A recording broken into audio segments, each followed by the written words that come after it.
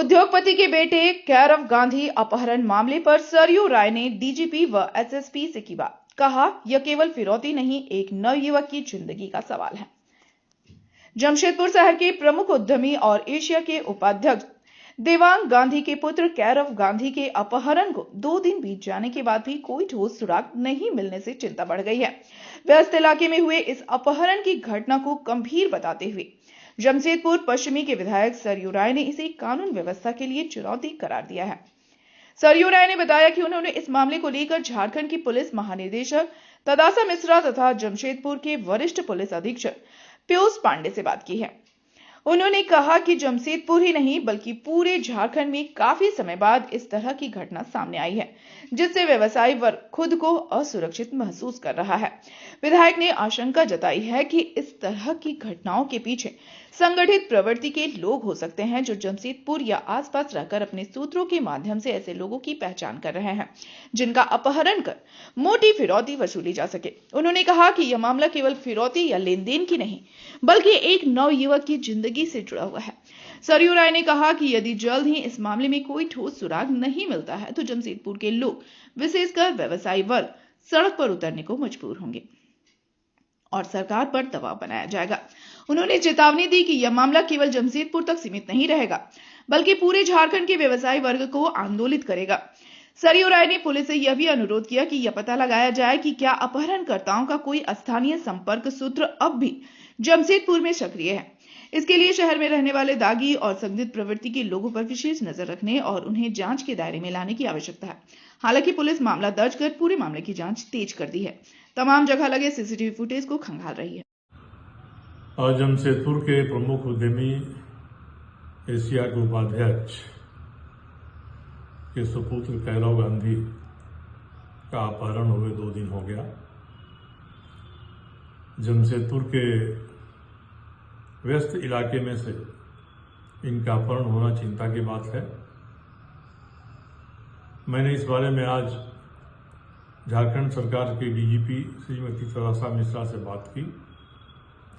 साथ ही मैंने जमशेदपुर के सीनियर एसपी पीयूष पांडे जी से भी बात की और मैं उनसे कहा कि काफ़ी दिनों के बाद ऐसी घटना जमशेदपुर में घटी है और जमशेदपुर ही क्या, झारखंड में भी ऐसी घटना बहुत दिन के बाद घटी है।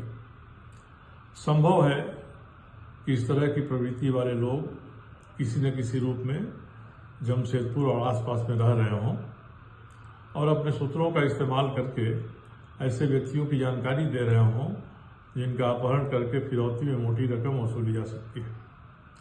मैंने दोनों ही पुलिस अधिकारियों से कहा है कि जमशेदपुर की जनता, खास करके व्यवसायी वर्ग के लोग असुरक्षित महसूस कर रहे हैं और जितना जल्दी हो इसका सुराग लगना चाहिए।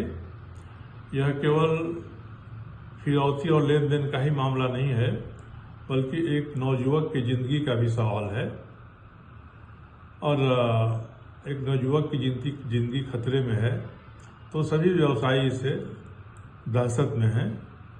मुझे उम्मीद है और इन अधिकारियों ने भरोसा दिलाया है कि वो जी जान से इस मामले के उद्भेदन में लगे हुए हैं और बहुत जल्दी ही कोई न कोई सुराग मिल पाएगी।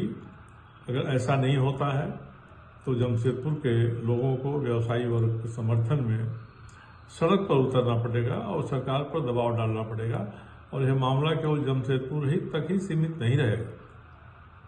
ये पूरे झारखंड के व्यवसायी वर्ग के लोग इससे उद्वेलित होंगे। इसलिए मैं फिर से इन अधिकारियों से अनुरोध करता हूं कि ये SIG गठित करें या जिस तरह की व्यवस्था करें, बगल में बिहार, उड़ीसा आदि के पुलिस अधिकारियों से भी संपर्क करें।